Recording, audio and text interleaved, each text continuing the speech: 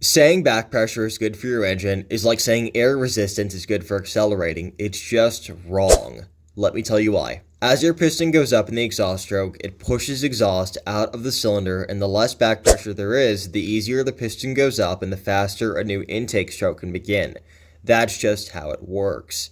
But people very commonly confuse back pressure with exhaust scavenging, which is when each exhaust pulls a vacuum behind it to pull the next exhaust pulse out. You probably also heard the phrase, oh well, a little back pressure is good for low-end torque.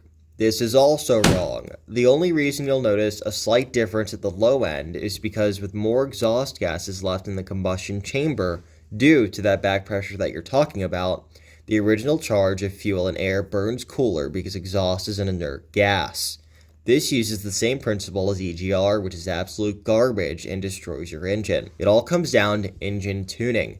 Instead of tricking your engine into making more power at the low end with back pressure, if you tune it properly to advance ignition timing at the low end and inject more fuel so it would be less prone to knock, then you would add plenty of low-end torque the proper and safe way. So why do people still believe back pressure is good?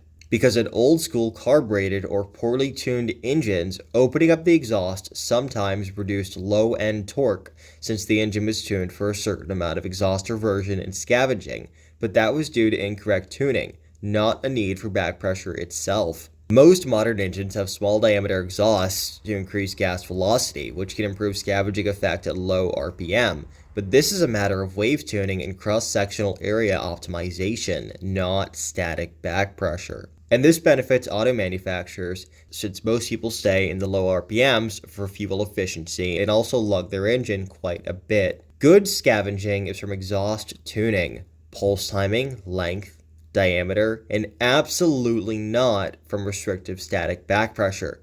So subscribe if you want the truth about engines and stay tuned for more data-driven info. Thanks for watching.